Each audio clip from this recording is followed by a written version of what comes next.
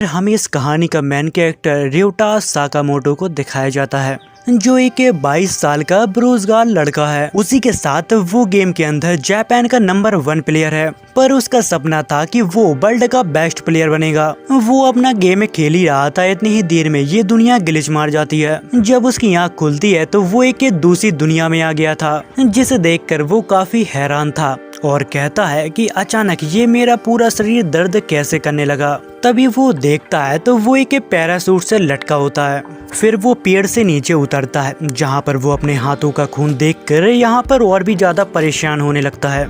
फिर वो अपने फोन को बाहर निकालता है, बट उसमें कोई भी नेटवर्क नहीं होते। जहाँ पर वो अपने हाथ को देखता है, दरअसल उसके हाथ में एक डायमंड लगा हुआ था, जिसे देखकर वो और भी ज्यादा परेशान हो जाता है। पर वो नोटिस करता है कि उसको बिल्कुल भी दर्द नहीं हो रहा। फिर वो इस जगह को एक्सप्लोर करने के लिए निकल जाता है। तभी उसको एक बैग मिलता है, जिसमें कुछ कपड़े और कुछ खाना होता है। फिर वो यहाँ से आगे बढ़ जाता है, जहाँ पर उसे कुछ मक्खियाँ मिलती हैं, जिससे डर कर वो यहाँ से भागने लगता है। तभी अचानक टकरा कर वो नीचे गिर जाता है। जब वो आगे देखता है तो काफी शॉक हो जाता है, क्योंकि दूर दूर तक सिर्फ पानी ही पानी था। ये सब देख के वो यहाँ पर चीखने लगता है, क्योंकि वो समझ गया था कि वो अकेला एक आइलैंड पे फंस गया है, जहाँ से निकलना इम्पॉसिबल है। तभी हमें फ्लैशबैक का सीन दिखाया जाता है, जहाँ पर ryota अपनी मॉम के ऊपर काफी नाराज हो रहा था। पर उसकी मॉम ने उसके भले के बारे में ही सोचा था, क्योंकि वो घर में पड़ा पड़ा सिर्फ गेम खेलता रहता था, जिस वजह से उसकी मॉम काफी परेशान हो गई थी। अगर ये घर में ही रहेगा तो आगे चल के अपना भविष्य कैसे बनाएगा। पर ryota अपनी मॉम के ऊपर चिल्लाकर यहाँ से चला जाता है। तभी उसकी माँ उसकी तरफ देखती है, जो उसको लेकर काफी परेशान थी। और फिर कुछ ही देर बाद शाम हो जाती है। तभी ryota के पास 2 आदमी आते हैं और फिर सीन कट होता है, जहाँ पर हम वापस प्रेजेंट टाइम में आते हैं। ryota यहाँ पर अपने बीती हुए कल के बारे में सोच रहा था, पर बार बार उसके दिमाग में उसकी माँ की छवि आ रही थी, जिसे देखकर उसे अपनी सारी गलतियों का एहसास हो जाता है। तभी ryota को यहाँ पर एक अजीब सा बैग मिलता है, जिसे खोलकर वो देखता है तो उसके अंदर कुछ अजीब से बॉक्स रखे हुए थे। वो उसे उठाकर चेक करता है, तभी उसके अंदर से एक टाइमर चलने लगता है। और फिर जैसे ही वो टाइमर 0 पे आने वाला था, इससे पहले ryota उसको यहाँ से फेंक देता है। और तभी अचानक यहाँ पर एक ब्लास्ट हो जाता है। अब वो समझ गया था कि वो सब बॉम्ब है, पर ये सब इस बैग में क्या कर रहे हैं। वो उस बैग को लेकर समुद्र में सब कुछ फेंकने के लिए जा ही रहा होता है। इतनी ही देर में उसे एक शैडो दिखती है, पर ryota को लगता है कि वो एक इंसान है, जहाँ पर वो उससे मदद मांगने की कोशिश करने लगता है। अगर वहाँ पर कोई है तो प्लीज मेरी मदद करो, मैं यहाँ पर फंस गया हूँ। तभी वो देखता है कि एक आदमी उसके तरफ कुछ फेंक रहा है, और जैसे ही वो चीज उसके नजदीक गिरती है, वहाँ पर एक ब्लास्ट हो जाता है, जिस वजह से वो यहाँ से दूर गिरता है। और जब वो उठकर देखता है तो वो आदमी उसके नजदीक चला आ रहा था।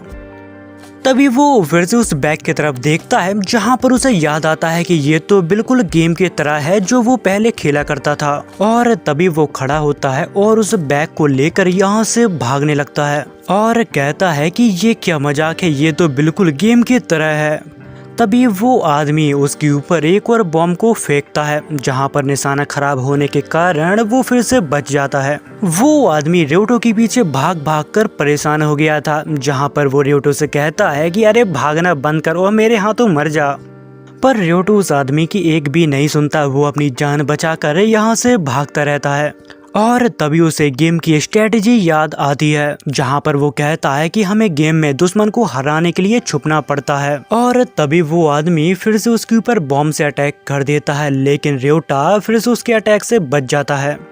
और वो सोचता है कि क्या मुझे उसके साथ लड़ना होगा, अगर मैं उससे नहीं लड़ा तो वो मुझे मार डालेगा। जहाँ पर उसका दिमाग काम नहीं कर रहा था कि आखिर उसको क्या करना चाहिए।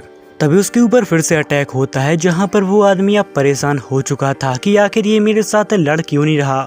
तभी ryota अपने बैग से बॉम्ब निकालता है और उस आदमी के ऊपर फेंकता है, लेकिन वो बॉम्ब उसके ऊपर से जाके सीधा पानी में गिरता है, जिस पर वो आदमी कहता है कि अरे इसका निशाना तो मुझसे भी बेकार है।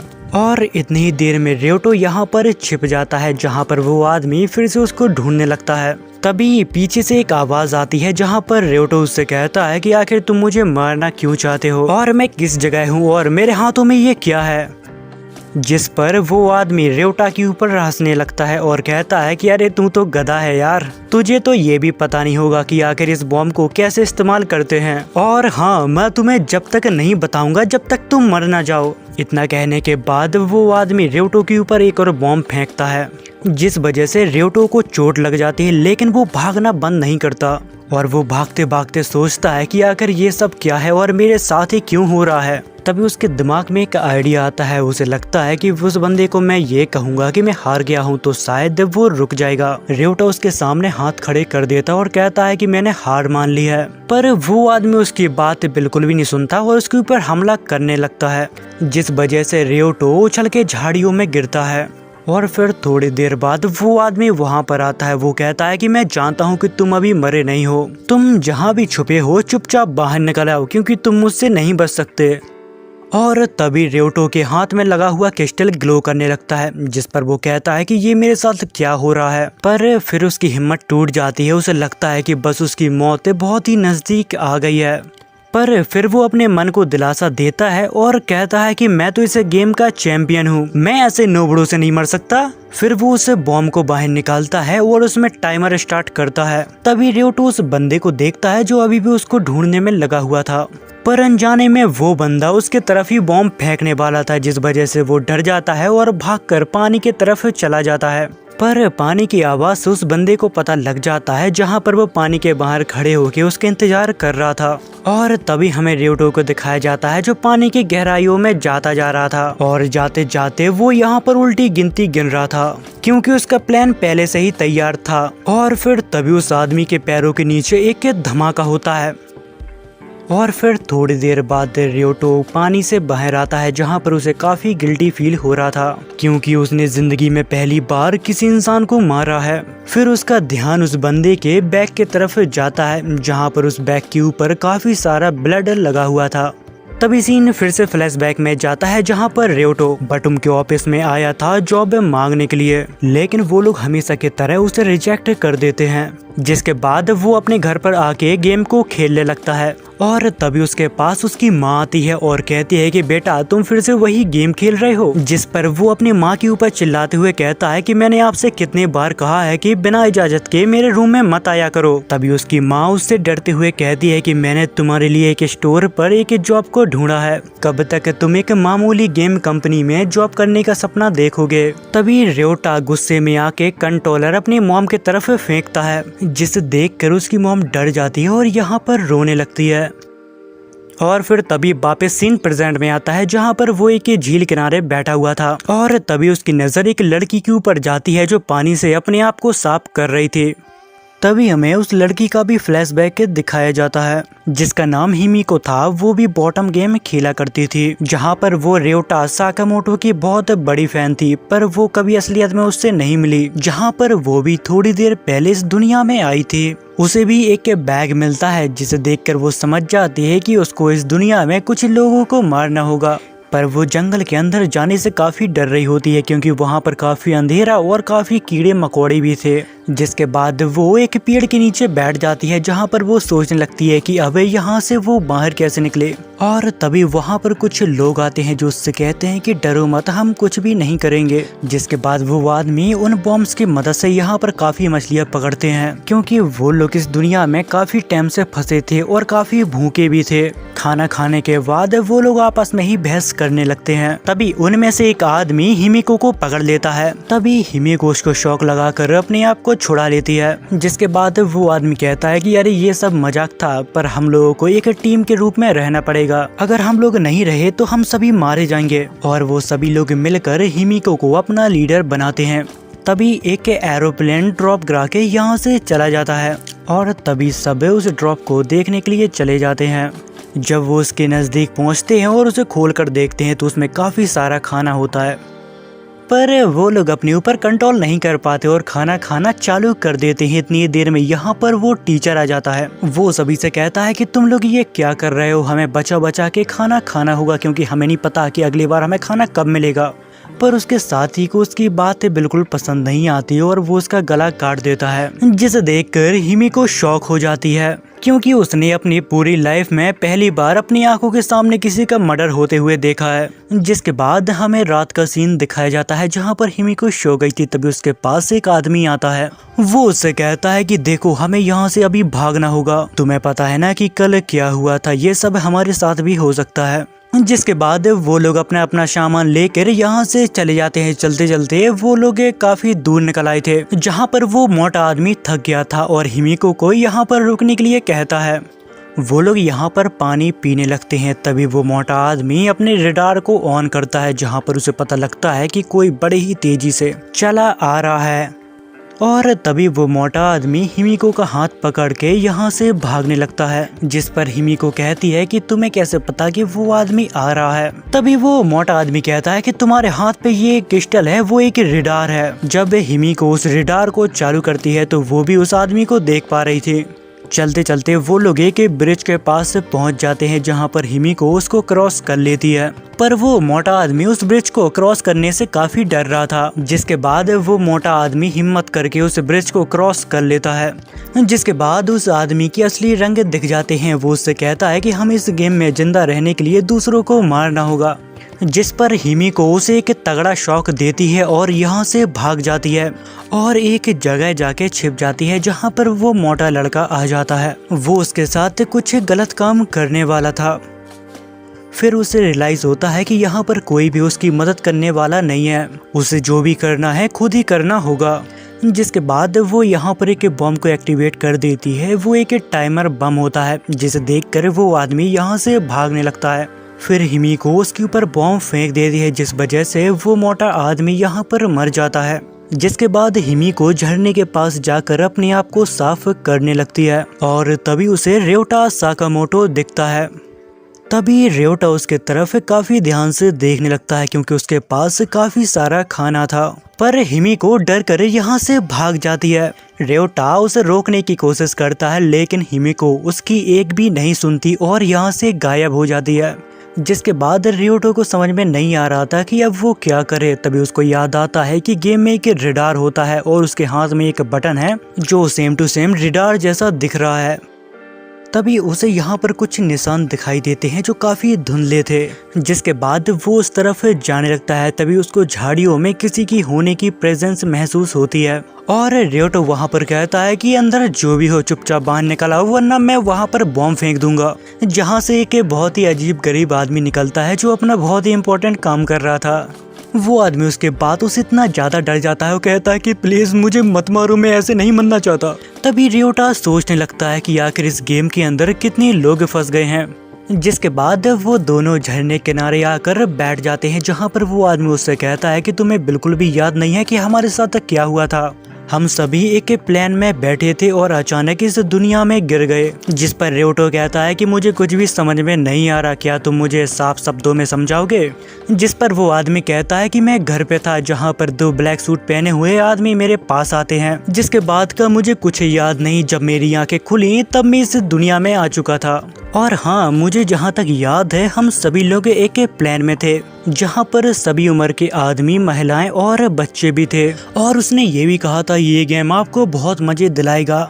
जहाँ पर उसे पता लगता है कि वो कोई दूसरी दुनिया में नहीं है, दरअसल वो एक आइलैंड पे फंस गया है। और उस आदमी ने कहा था यहाँ पर कोई खाने पीने की चीजें नहीं होगी, अगर तुमको यहाँ से निकलना है तो इस गेम को जीतना होगा। और हाँ, तुम सभी को लड़ाई करनी होगी इन्हें बॉम्ब्स के साथ जिनको पिन कहा जाता है। और आपके हाथों में एक डिवाइस लगाया गया है, वो तभी निकलेगा जब आपकी मौत हो जाएगी। और इस आइलैंड से तुम लोग जब निकल पाओगे जब तुम्हारे पास 8 चिप होंगी। और वहाँ पर उस आदमी को एक लड़की ने चुप रहने के लिए कहा और वो तुम थे रियोटो।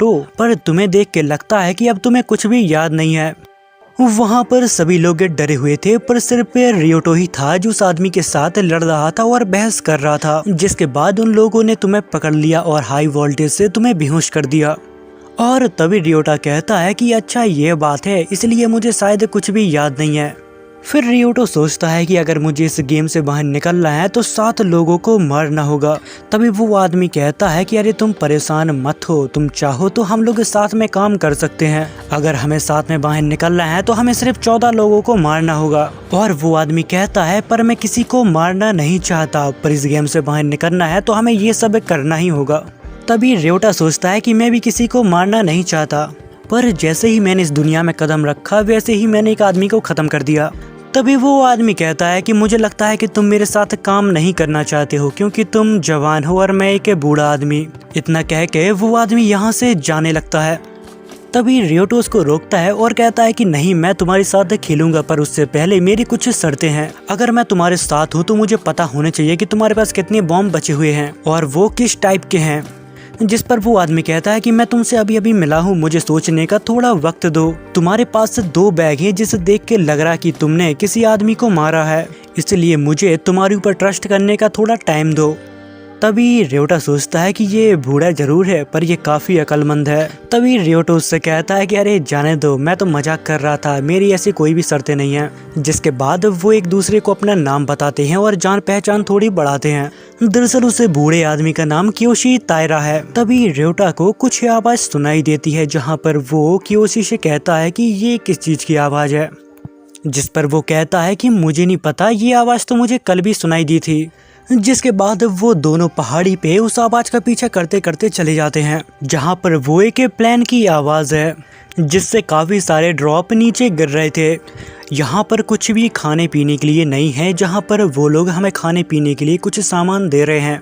रियोटो उस आदमी से कहता है कि वो सब खाना है। इतना कह के वो उसके तरफ भागने लगता है। भागते भागते वो उस ड्रॉप के पास पहुंच जाता है जहां पर वो देखता है कि एक लड़की उससे पहले वहां पर पहुंच गई है। ये सब देख के रियोटा काफी उदास हो जाता है, लेकिन तभी वहां पर एक ब्लास्ट हो जाता है जिस वजह से वो लड़की खत्म हो जाती है। और तभी वहां पर एक लड़का आता है, वो लड़की की चिप को निकालता है और उस बैग को लेकर यहाँ से चला जाता है। तभी रियोटा ये सब देखने के बाद सोच में पड़ जाता है कि अगर वो पहले गया होता तो शायद उस लड़की की जगह वो आज होता। और वो कहता है कि यहाँ के लोग इतने ज्यादा बेरहम हो गए हैं कि असली जिंदगी में गेम खेल रहे हैं। और इतनी देर में वो आदमी भी यहाँ पर आ जाता है और तभी वो नीचे उस लड़की को देखता है, जिस पर वो रियोटो से कहता है क्या तुमने उसको मारा है। जिस पर रियोटो कहता है कि नहीं, मेरे आने से पहले किसी और ने उसे मार दिया था।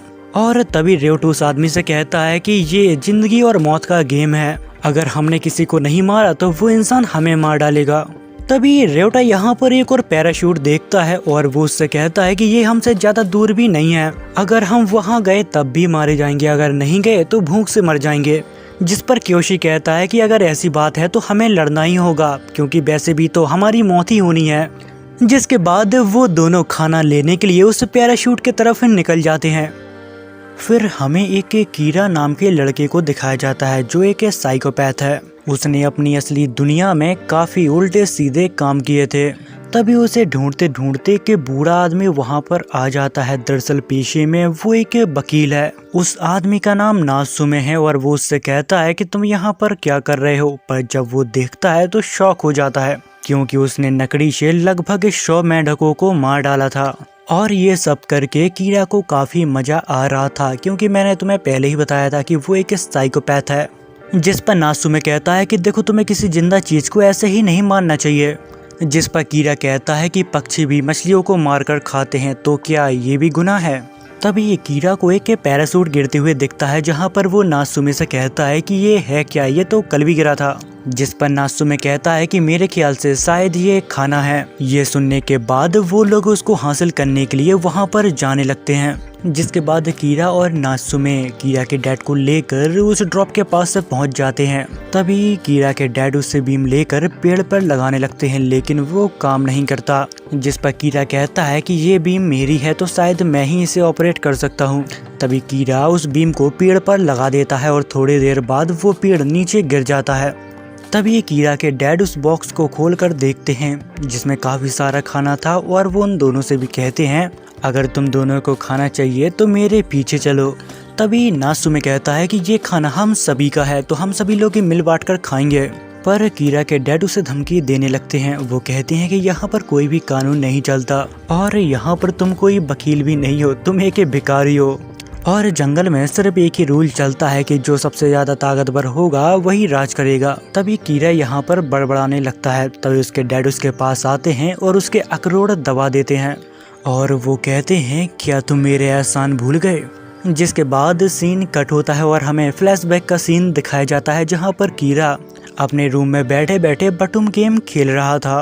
और तभी उसके डैड आते हैं, उसमें एक लात झड़ देते हैं और कहते हैं कि स्कूल जाने के बजाय तू यहाँ पर गेम खेल रहा है। जिसके बाद वापस सीन प्रेजेंट में आता है जहाँ पर उसके डैड उसे काफी बुली कर रहे थे। कीरा उनकी आदतों से परेशान हो गया था, जिसके बाद वो उनके ऊपर अपने बॉम्ब को फिट कर देता है।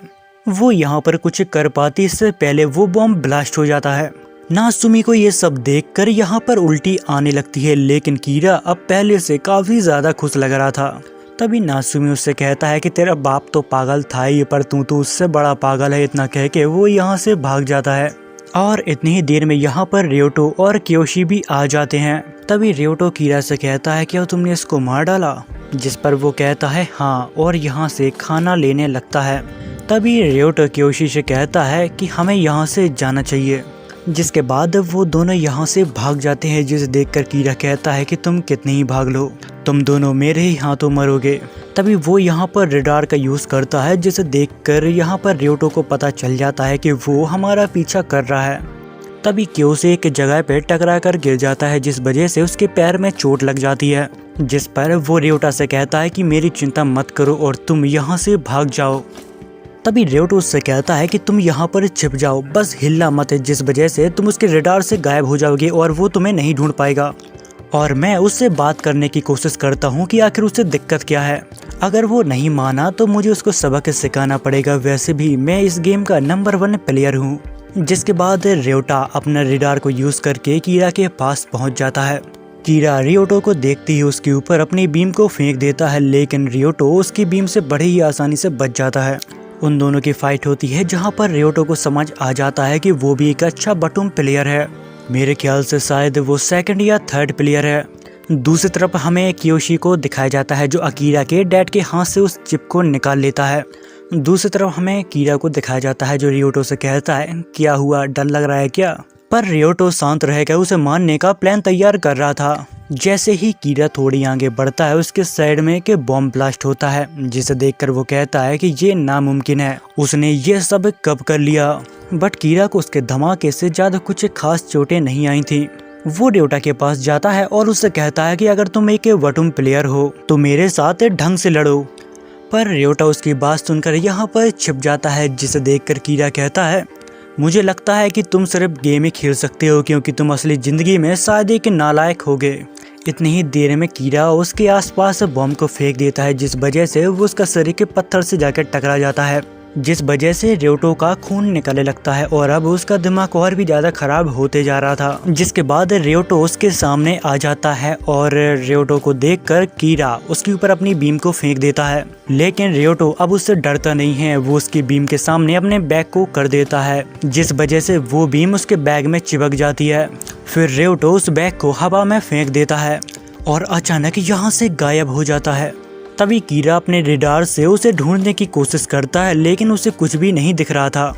तभी उसके ऊपर एक बॉम्ब गिरता है, जिस वजह से उसको आग भी लग जाती है, जिस पर कीरा कहता है कि अब लगता है कि वो फाइट में सीरियस हो गया है, अगर मैंने एक भी गलती की तो वो मुझे मार ही डालेगा। तभी वो फिर से अपने रेडार में उसे ढूंढने की कोशिश करता है, लेकिन उसमें कुछ भी नहीं दिखता। लेकिन वो रेडार उसे ढूंढने में असमर्थ होता है और फिर तभी रियोटो अचानक उसके सामने आता है और उसके ऊपर एक बॉम्ब फेंक देता है। और ये सब होते हुए हिमेको भी ऊंचाई से देख रही थी। तभी रियोटो अचानक होश में आता है और वो देखता है कि मैंने ये क्या कर दिया, कहीं मैंने इस बच्चे को मार तो नहीं डाला। पर कीरा अभी जिंदा था, जिसके बाद रियोटो उसे बांध कर यहाँ से चला जाता है। तभी कीरा चिल्लाते हुए कहता है कि आखिर तुम हो कौन जिसने मुझे हराया। तभी रियोटो उसे अपना नाम बताता है, जिसे सुनकर कीरा काफी शॉक हो जाता है, क्योंकि वो जापान का नंबर 1 प्लेयर है। फिर हमें क्योशी और रियोटो को एक झरने के पास दिखाया जाता है। तभी रियोटा उसे खाना देता है, जिसे देखकर क्योशी यहाँ पर रोने लगता है। तभी रियोटो सोचने लगता है कि जिंदगी में पहली बार कोई मेरे काम से खुश है। तभी झरने से उस बंदे की बॉडी बहती हुई आती है, जहाँ पर क्योशी उसे देखता है और कहता है कि आखिर इस बंदे ने पैंट क्यों नहीं पहनी है।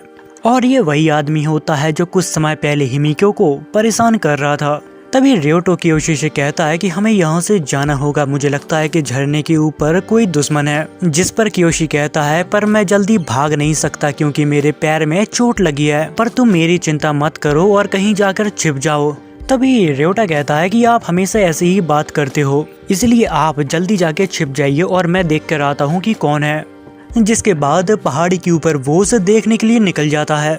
पर वो उसे ढूंढने के लिए अपने रेडार को यूज करने वाला था, लेकिन तभी उसे याद आता है कि अगर वो अपने रेडार को यूज करेगा तो दुश्मन को भी पता लग जाएगा। जिसके बाद वो यहाँ पर छिप कर जाने का डिसाइड करता है और उसको ढूंढने लगता है। दूसरी तरफ क्योशी भी उस आदमी के हाथ से चिप निकाल लेता है और यहाँ पर छिप जाता है और रियोटो भी उसे ढूंढते ढूंढते परेशान हो जाता है, लेकिन उसे कोई भी नहीं मिलता। और तभी उसकी नजर एक सड़ी बॉडी के ऊपर जाती है, जिसे देखकर उसे यहाँ पर उल्टियाँ आने लगती हैं। फिर उसे लगता है कि अब उसे रेडार को यूज कर लेना चाहिए और तभी उसे एक आदमी दिख जाता है जिसने उस मोटे आदमी को मारा था। जिसे देखकर रियोटा कहता है कि ये है वो राक्षस जो लोगों को मार रहा है। पर जब वो ध्यान से देखता है तो वो एक लड़की होती है जो उसे कुछ समय पहले झरने किनारे दिखी थी। तभी हिमिको को भी पता चल जाता है कि किसी ने अभी अभी उसको देखा है और वो यहाँ पर एक बॉम्ब को फेंक देती है, पर तुक्के में। जिसे देखकर रियोटा कहता है ये लड़की क्या पेड़ों को मारना चाहती है। पर जब वो बॉम्ब फटता है तो वो भी काफी कंफ्यूज हो जाता है, क्योंकि वो एक स्मोक बॉम्ब था। पर उस ग्रेनेड के अंदर कुछ ऐसी गैसेस थी जो इंसान के संपर्क में आके उन्हें पूरा गला सकती हैं। जिसके बाद रियोटो वहां से भागकर खुले एरिया में आ जाता है। तभी वहां पर हिमिको भी आ जाती है। तभी हमें पता लगता है कि हिमिको ने वो बम जानबूझकर फेंका था। तभी रियोटो उसे ध्यान से देखता है, जहां पर उसे पता लगता है कि इसके पास काफी सारा आइटम है, इसका मतलब इसने काफी सारे लोगों को मारा है। तभी रियोटो उससे कहता है कि देखो मैं तुम्हारे साथ लड़ना नहीं चाहता, क्योंकि ये गेम वाले चाहते हैं कि हम लोग आपस में लड़ें और मरें। अगर तुम मुझसे बात नहीं करना चाहती तो कोई बात नहीं, मैं यहाँ से चला जाता हूँ। तभी हिमिको रियोटा की बात मान जाती है और अपने बॉम्ब को ऑफ कर देती है। तभी रियोटो उसे समझाने के लिए आगे बढ़ने लगता है। तभी हिमिको उसे खतरे की तरह देखने लगती है, क्योंकि जो भी उसके साथ हुआ है, जिस वजह से वो किसी के ऊपर भी विश्वास नहीं करना चाहती। और फिर वो रियोटो के ऊपर बॉम्ब फेंक देती है, जिससे रियोटो बड़े ही मुश्किल से बचता है। पर हिमिको फिर से सदमे में आ जाती है, क्योंकि उसे लगता है कि उसने उस लड़के को मार दिया है। और तभी अचानक से रियोटा बाहर निकलता है और तभी हिमिको उसके हमले से बचती है और अपनी गन को बाहर निकाल लेती है, जहां पर उन दोनों के बीच एक महायुद्ध हो जाता है। तभी रियोटा उसमें एक लात मारता है, जहां पर उसकी गन उसके ही ऊपर चल जाती है, जिसका झटका उसे इतना तेज लगता है कि वो उसके ही ऊपर गिर जाती है। जिसके बाद रियोटो आराम से उसे उठाता है और उसके सारे हथियार छीन लेता है, ताकि वो फिर से किसी को ना मार डाले। यहाँ पर हिमिको बेहोश थी, पर उसके सपनों में वही आदमी आ रहा था जिसने उसके साथ गलत करने का सोचा था। और फिर अचानक से वो यहाँ पर होश में आ जाती है, जहाँ पर वो देखती है कि रियोटो उसके पास बैठा है। तभी रियोटो उसे बताता है कि तुमने अपने ही गन से अपने ऊपर शॉक लगा लिया था, जिस वजह से तुम यहाँ पर बेहोश हो गई थी। उसी के साथ वो ये भी कहता है कि मुझसे डरो मत, मैं तुम्हें कोई भी चोट नहीं पहुंचाऊंगा। तभी हिमिको अपने पॉकेट से एक टाइमर बॉम्ब निकालती है, जिसे देखकर रियोटा की फट जाती है।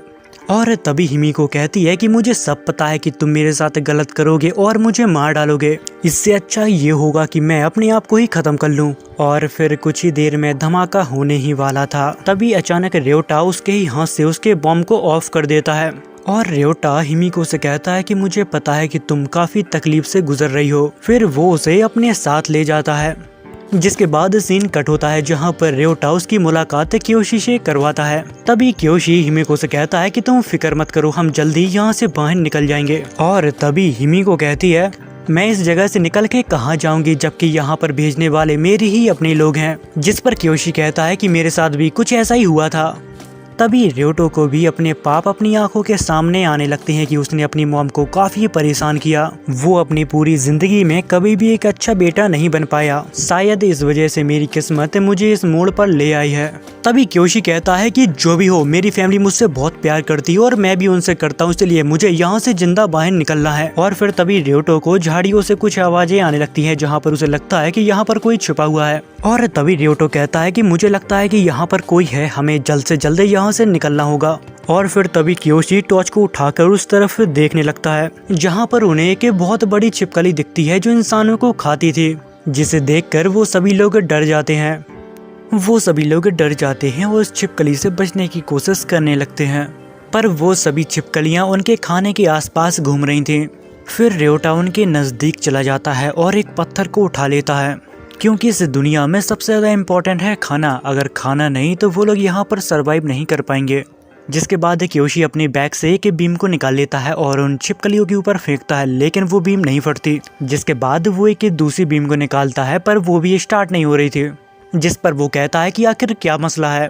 तभी उसे याद आता है कि ये बैग तो कीरा का है, जब तक वो नहीं मर जाता हम इसे इस्तेमाल नहीं कर सकते।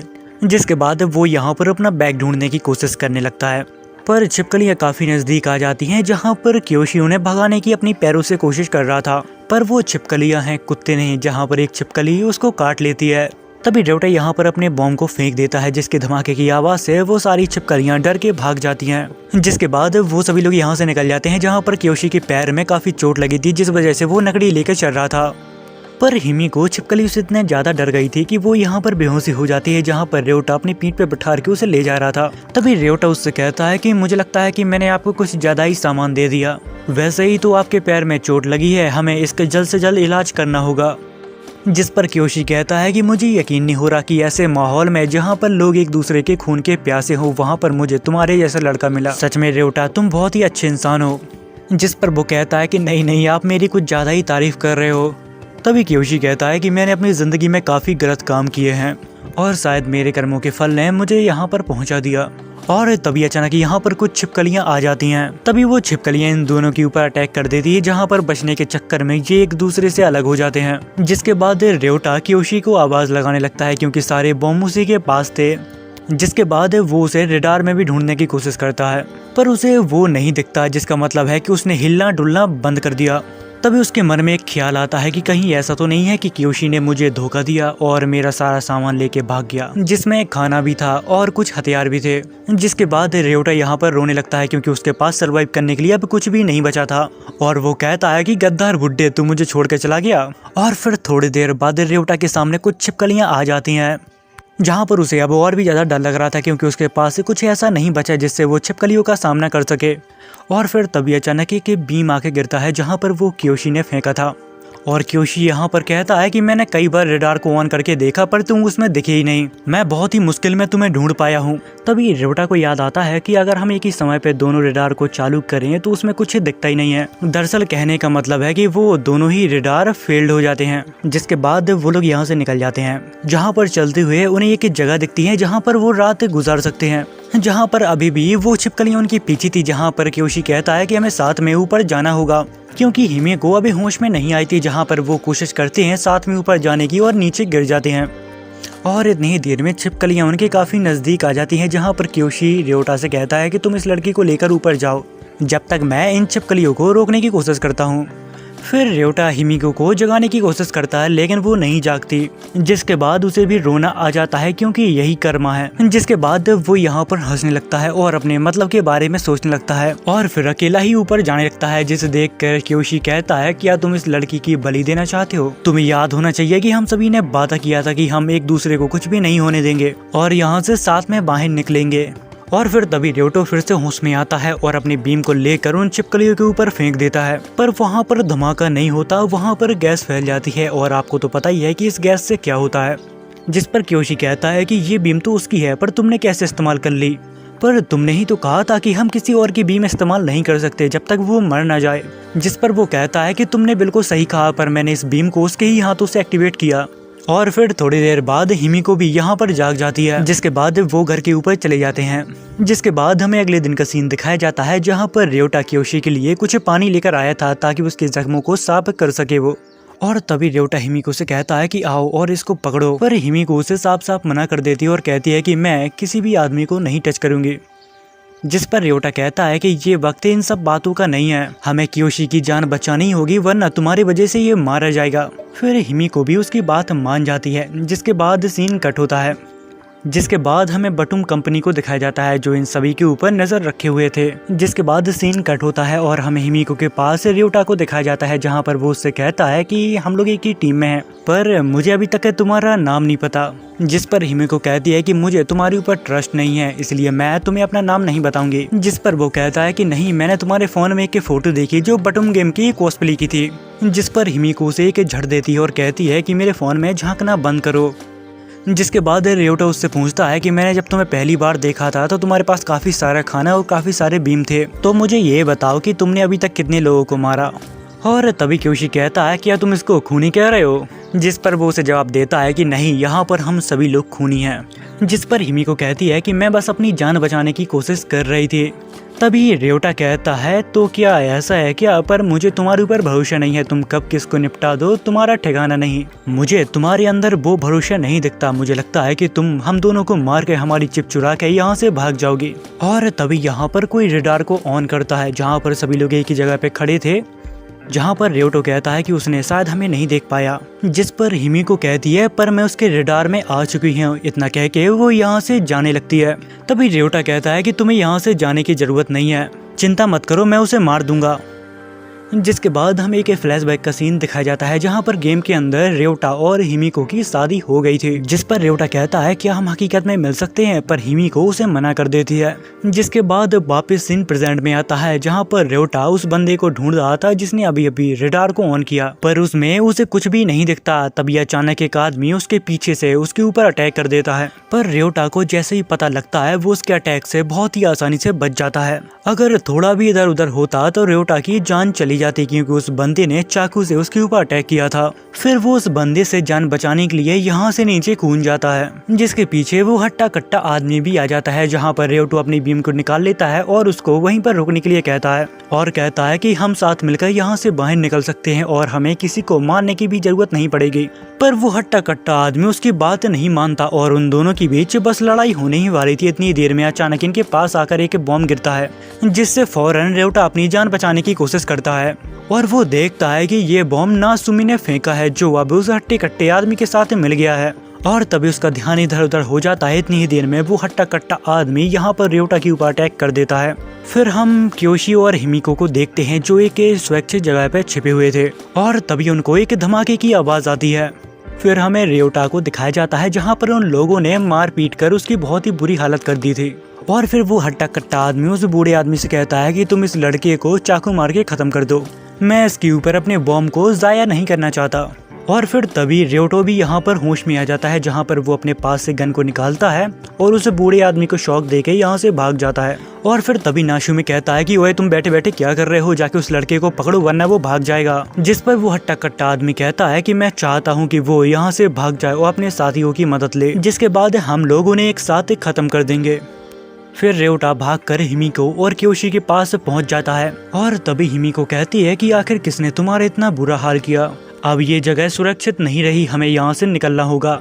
वो लोग यहाँ से निकल पाते इतनी ही देर में वो आदमी यहाँ पर आ जाता है और फिर अचानक वो अपनी चाकू को बाहर निकाल कर रेवटा के ऊपर हमला कर देता है। पर रेवटा की जान बचाने के लिए क्योशी उसके सामने आ जाता है, जिस वजह से उसकी सारी उंगलियां कट जाती हैं। उसी के साथ वो रेवटो को धक्का देता है, जिसके बाद रेवटो ऊपर से सीधा नीचे गिर जाता है, जहाँ पर उस बंदी को लगता है कि रेवटो अब शायद मर चुका है। जिसके बाद वो आदमी हिमिको को घूर कर देखने लगता है।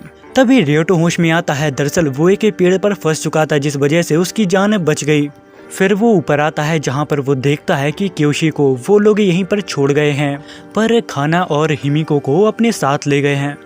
तभी रेवटो को हिमिको का फ़ोन दिखता है, जहाँ पर वो उसका फ़ोन उठाता है जिसमें हिमिको लिखा था, जिस पर उसे याद आता है कि कहीं ये मेरी हिमिको तो नहीं है जिससे मैंने शादी की थी। जिसके बाद वो उसे बचाने के लिए जाने लगता है, जिस पर क्योशी रोने लगता है और कहता है कि तुम यहाँ से मत जाओ, क्योंकि तुम्हारे अलावा मेरा यहाँ पर कोई भी नहीं है। तभी रेवटा कहता है पर मुझे उसे बचाना ही होगा। इतना कह के वो यहाँ से चला जाता है। जिसके बाद सीन कट होता है जहाँ पर रेवटा उन लोगों को ढूंढ लेता है जो हिमिको को लेकर गए थे। वो लोग बढ़िया अपना भोजन पानी कर रहे थे, जहाँ पर हिमिको उनसे कहती है कि वो मेरा खाना और मेरा पानी है। जिस पर वो आदमी कहता है कि तुम एक चोर हो और ये खाना पानी सारा मेरा है। जिस पर हिमिको कहती है तो फिर मुझे यहाँ पर बांध के क्यों रखा है, इससे अच्छा तुम मुझे मार डालो। जिस पर वो आदमी कहता है कि अगर तुम्हें मारना ही होता तो मैं तुम्हें पहले ही मार देता, पर मैं तो तुम्हें यहाँ पर अपने मनोरंजन के लिए लाया हूँ। इतना कहने के बाद वो उसके हाथ में एक कट मार देता है और ये देखकर वो काफी खुश होने लगता है। और फिर तभी अचानक यहाँ पर कोई रेडार को ऑन करता है, जिससे उन लोगों को पता लग जाता है कि शायद वो बच्चा अभी तक जिंदा है।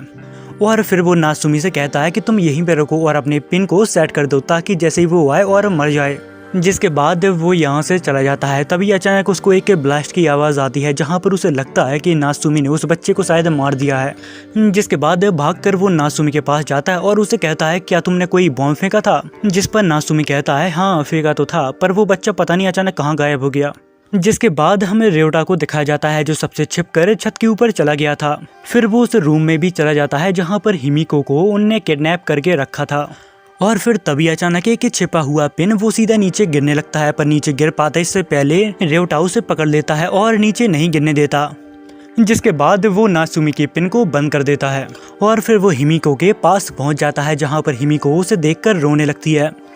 और तभी रेवटा उससे पूछता है क्या तुम बटुम खेलती हो, जिस पर हिमिको हाँ कहती है। और रेवटा उससे कहता है क्या तुम्हारा नाम हिमिको है, जिस पर वो कहती है हाँ, पर वो मेरा इन गेम नेम है। और फिर वो पूछता है क्या तुम किसी साकामोटो नाम के बंदे को जानती हो, पर वो उसे मना कर देती है कि मैं ऐसे नाम के बंदे को नहीं जानती। जिस पर रेवटा को लगता है कि वो एक बहुत ही पॉपुलर गेम है जहाँ पर काफी लोग उसे खेलते हैं और हो सकता है कि एक ही नाम के कई सारे लोग हों। जिसके बाद हमें उस हट्टे कट्टे आदमी को दिखाया जाता है जहाँ पर वो नासुमी से कहता है कि यहाँ से निकलने के सिर्फ 2 दरवाजे हैं, इसीलिए तुम वहाँ पर जाओ और जैसे ही वो निकले उसे मार डालो।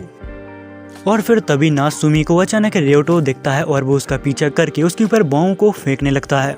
और फिर जैसे ही रेवटा को मौका मिलता है वो नासुमी के ऊपर उसका ही बॉम्ब को डाल देता है और जैसे ही वो बॉम्ब फटता है नासुमी वहीं पर खत्म हो जाता है।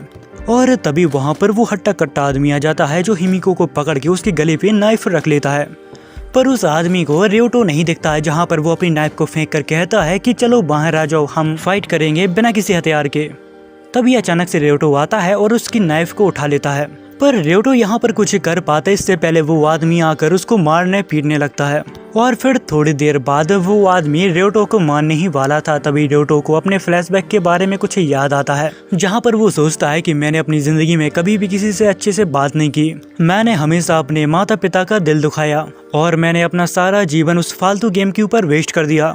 तभी अचानक ही हिमिको रेवटा की जान बचाने के लिए उसके ऊपर हमला कर देती है, लेकिन उस आदमी को उससे कुछ ज्यादा फर्क नहीं पड़ता। और तभी अचानक वो आदमी नोटिस करता है कि उस लड़की ने मेरे ऊपर बॉम्ब को फिट कर दिया और फिर वो ग्रेनेड ब्लास्ट कर जाता है जिसके अंदर से गैसेस निकलती हैं जो इंसानों की हड्डियां तक गला सकती हैं। मौके को देखकर हिमिको रेवटा को लेकर यहाँ से भाग जाती है, पर उन लोगों को यहाँ पर कोई रास्ता नहीं मिल रहा था और अब गैसेस भी उनकी काफी नजदीक आती जा रही थी। और फिर तभी रेवटो को यहाँ से निकलने की एक जगह दिखती है और तभी अचानक वो वहाँ पर चढ़ जाता है और हिमिको को भी अपने साथ खींचने की कोशिश करता है, लेकिन वो आदमी आकर हिमिको का पैर पकड़ लेता है जिसका बॉडी पूरी तरह से खराब हो चुका था। वो हिमिको से कहता है कि तुमने ये मेरी हालत की है तो मैं भी तुम्हें नहीं छोड़ूंगा। तभी रेवटा को यहाँ पर एक आइडिया आता है और वो उस बंदे के नीचे एक बम को फेंक देता है जहाँ पर वो बंदा उस बम को बंद करने के लिए हिमिको को छोड़ देता है, पर वो उसे बंद नहीं कर पाता है और वो बम यहाँ पर ब्लास्ट कर जाता है जिस वजह से हिमिको यहाँ पर डर जाती है और रेवटा के गले लग जाती है।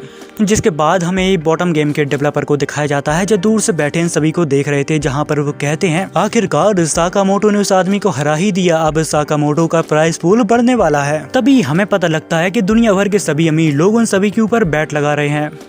जिसके बाद वो लोग वहाँ से बाहर निकल आते हैं। फिर हमें एक आदमी और एक औरत को दिखाया जाता है जहाँ पर वो आदमी कहता है कि मैं तुमसे बहुत प्यार करता हूँ और मैं तुम्हारे लिए अपनी जान भी दे सकता हूँ। इतनी ही देर में इनके नीचे बड़ी छिपकलियाँ आ जाती हैं जहाँ पर वो आदमी कहता है कि हम लोग सुरक्षित हैं। वो छिपकलियाँ इतनी ऊंचाई पे नहीं आ सकती। उसी के साथ वो लेडी भी उससे काफी मीठी मीठी बातें कर रही थी और फिर जब उस लेडी को मौका मिलता है वो अपना रंग दिखा देती है और उस आदमी को ऊपर से नीचे धक्का दे देती है जिस वजह से उस आदमी को वो छिपकलियाँ खा जाती हैं। जिसके बाद सीन कट होता है और हमें रेवटा और हिमिको को दिखाया जाता है जहां पर रात हो चुकी थी। तभी रेवटा हिमिको को कुछ कपड़े देता है और कहता है कि तुम यहीं पर सो जाओ, मैं दूसरे रूम में जाकर सोता हूं। पर हिमिको उसे रोक लेती है और कहती है कि तुम यहीं पर सो जाओ, मुझे बहुत ज्यादा डर लगता है। फिर वो लोग एक बाउंड्री बना के वहीं पर लेट जाते हैं। जिसके बाद हिमिको उससे पूछती है कि आखिर तुम मुझे बचाने क्यों आए थे।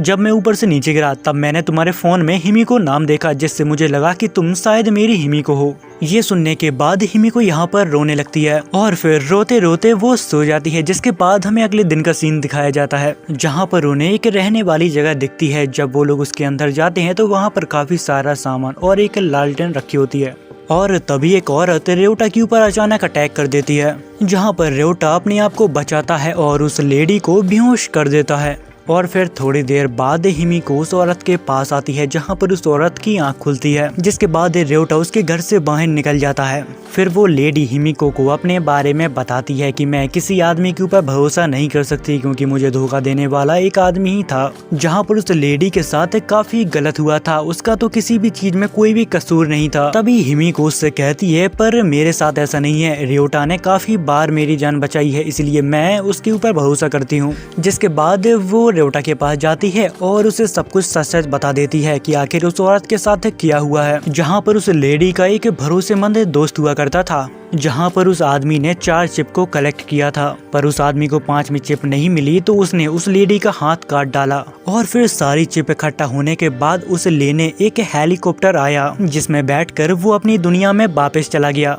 जिसे सुनकर र्योटा समझ जाता है कि ये गेम अभी से नहीं काफी लंबे समय से चल रहा है। जिसके बाद वो क्योशी के पास जाता है जहाँ पर किसी ने क्योशी को मलहम पट्टी कर दी थी। जब र्योटा वहाँ पर पहुँचता है तो वो ये सब देखकर काफी हैरान होता है क्योंकि ये वही आदमी था जिसने उस लेडी को धोखा दिया था। और फिर थोड़ी देर बाद यहाँ पर ड्रॉप गिरना चालू हो जाते हैं जहाँ पर वो सभी उसको पाने के लिए भागने लगते हैं। तभी र्योटा अपना रेडार यहाँ पर ऑन करता है जहाँ पर उसे काफी सारे लोग दिखते हैं जो उस ड्रॉप के पीछे थे। तभी खाने के पीछे एक और लड़का र्योटा के साथ भाग रहा था और फिर तभी दोनों एक दूसरे के ऊपर बीम फेंक देते हैं, पर निशाना बेकार होने के कारण दोनों ही बच जाते हैं। इतनी ही देर में यहाँ पर वो धोखेबाज लेडी भी आ जाती है जो हिमिको को एक लात मारती है और उसके ऊपर बीम फेंक देती है। इतनी ही देर में वो डॉक्टर उस ड्रॉप के खाने को पकड़ लेता है जिसने उस लेडी को धोखा दिया था और यहाँ से चला गया था। पर अब वो फिर से इस दुनिया में फंस चुका है जहाँ पर फिर से उसे चिप को कलेक्ट करना होगा। इतनी ही देर में उसके ऊपर एक दूसरा आदमी स्मोक ग्रेनेड फेंक देता है जिससे डर कर वो आदमी यहाँ से भागने लगता है।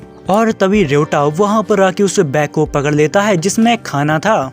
जिसके बाद हमें उस धोखेबाज लेडी को दिखाया जाता है जहाँ पर वो वेट कर रही थी अपना बॉम्ब फटने का, जिसके बाद वो हिमिको की बॉडी से चिप बाहर निकाल सके। पर तभी अचानक हिमिको उसके बॉम्ब से बच जाती है और उससे लड़ने के लिए उसके पास आ जाती है। जिसके बाद हमें र्योटा को दिखाया जाता है जहाँ पर वो खाने को लेके यहाँ से भाग रहा था। तभी अचानक उसके ऊपर कोई एक बीम फेंक देता है जो कि एक फायर बीम थी, जिस वजह से उसके आसपास चारों तरफ आग लग जाती है।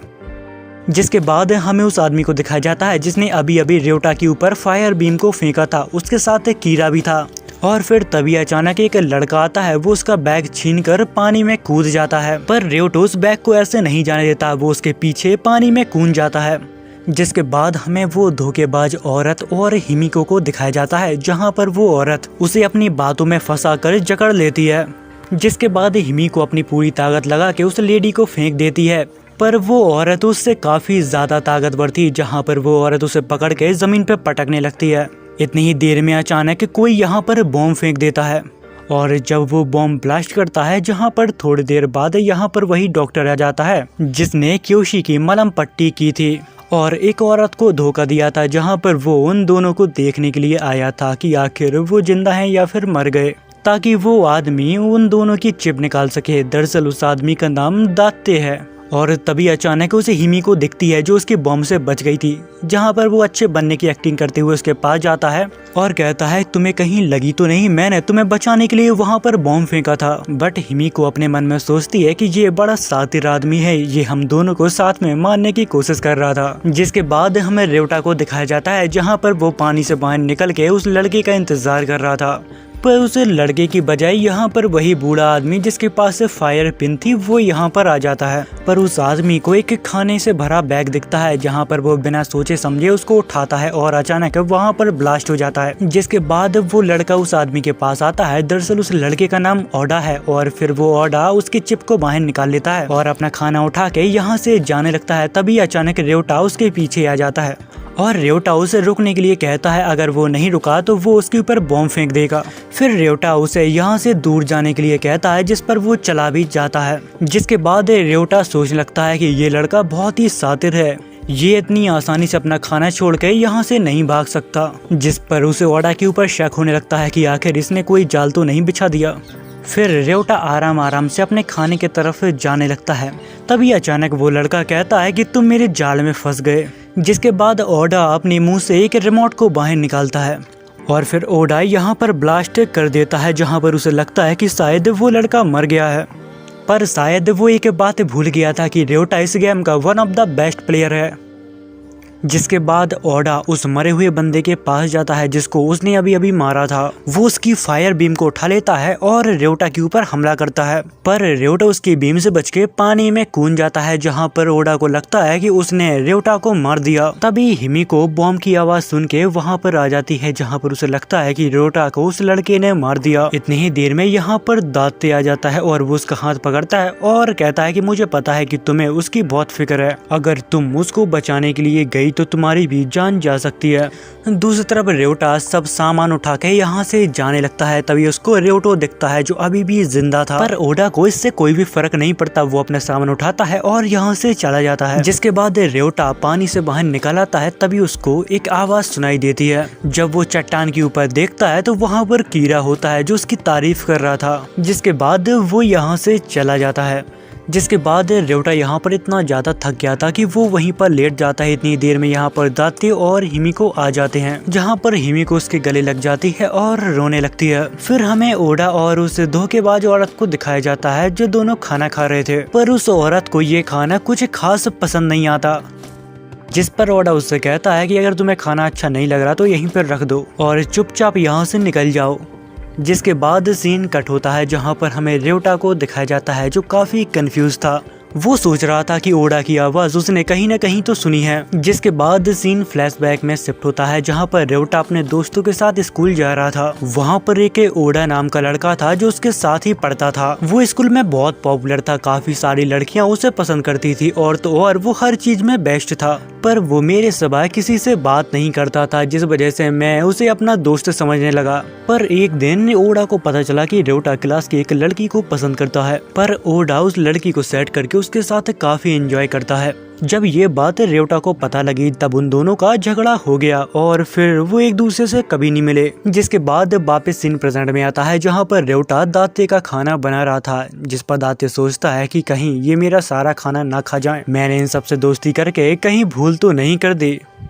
जिसके बाद र्योटा उसे खाना देने के लिए शुक्रिया कहता है, जहाँ पर दाते हंसने लगता है, बट उसके मन के अंदर बहुत ही नफरत भरी हुई थी।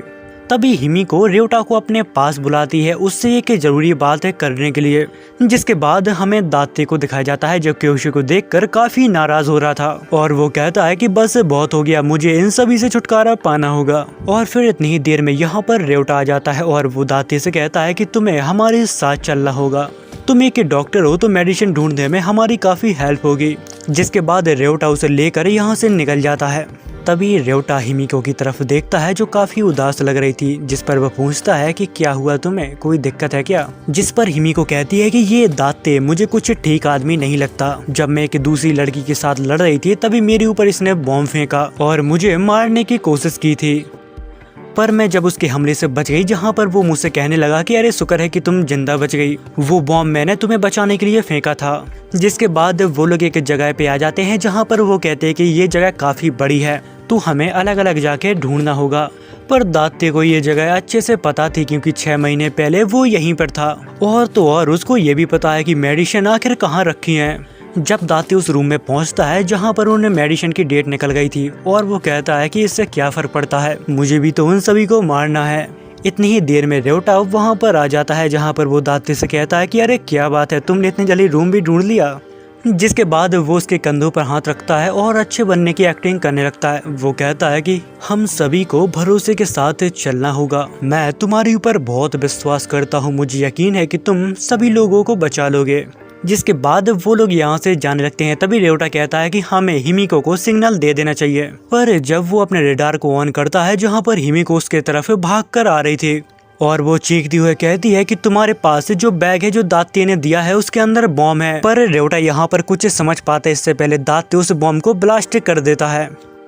जिसके बाद हिमिको यहाँ पर रोने लगती है क्योंकि उसने अपनी जिंदगी का बहुत ही खास इंसान को खो दिया था। जिसके बाद दाते हिमिको के नजदीक आता है, वो उसके ऊपर भी बॉम्ब फेंकने वाला था, पर इतनी ही देर में वो लेडी आ जाती है जिसको दाते ने 6 महीने पहले धोखा दिया था। उस औरत का नाम शिक्की है। वो उसके ऊपर हमला करके हिमिको के पास चली जाती है, जिसे देखकर दाते कहता है कि तू अभी तक जिंदा है पर अब ज्यादा देर तक नहीं रहेगी। जिसके बाद शिक्की हिमिको को लेकर यहाँ से भागने लगती है। तभी दाते उसके सामने एक बॉम्ब को ब्लास्ट करवा देता है, जिस वजह से वो दोनों ऊपर से नीचे गिर जाते हैं। जिसके बाद शिक्की एक सेफ जगह पे जाती है जहाँ पर वो उससे कहती है कि मुझे पता है कि तुम्हारे पास रिमोट कंट्रोल बॉम्ब है, पर हमारे पास भी कुछ बेहतरीन है, देखना चाहोगे? इतना कहने के बाद वो दाते के ऊपर अपनी बॉम्ब को फेंक देती है, जिससे दाते डर जाता है और यहाँ से भागने लगता है, जिस वजह से शिक्की उसका पीछा करने लगती है।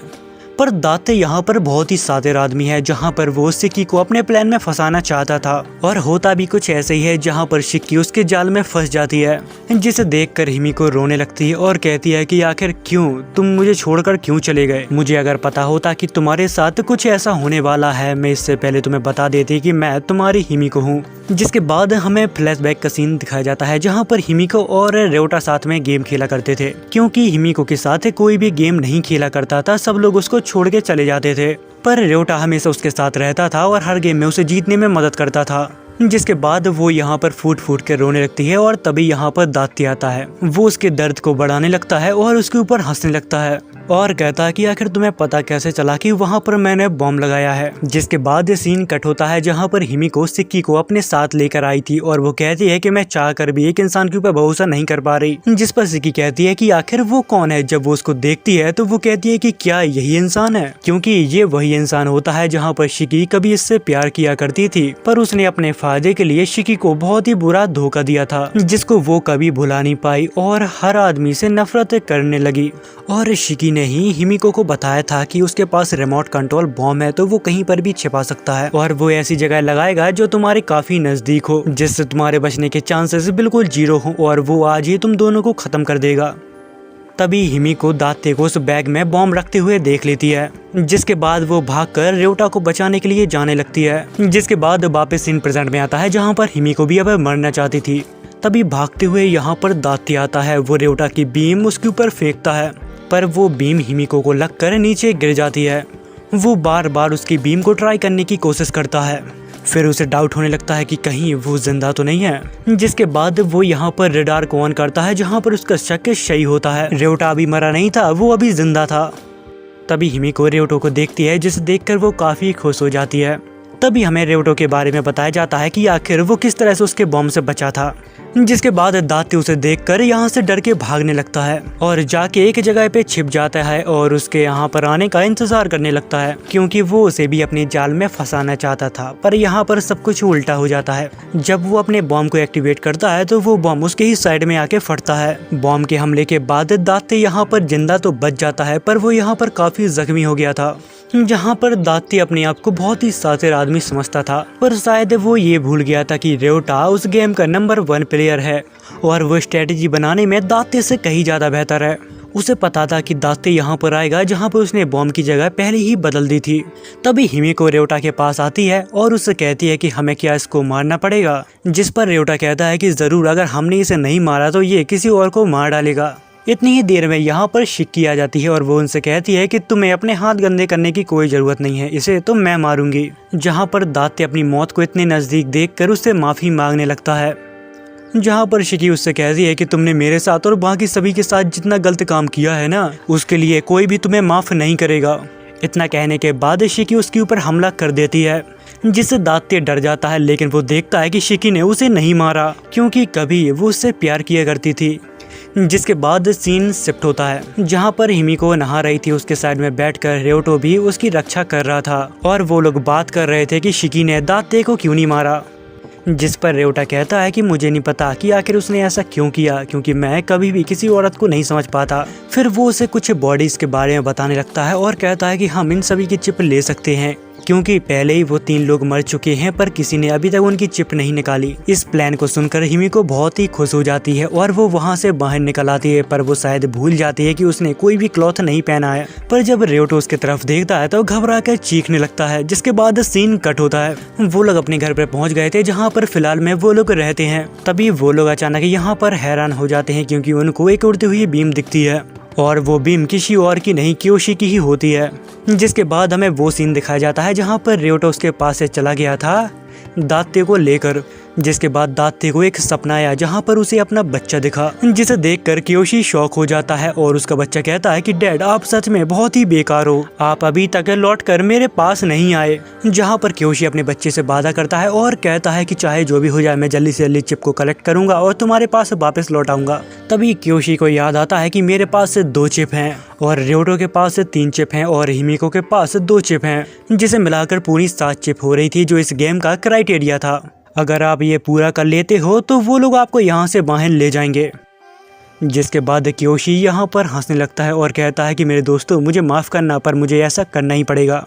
जिसके बाद हमें वापस सीन प्रेजेंट का दिखाया जाता है जहाँ पर रियोटा उसकी बीम से बचकर भाग रहा था। उसे समझ में नहीं आ रहा था कि कियोशी आखिर ऐसा क्यों कर रहा है।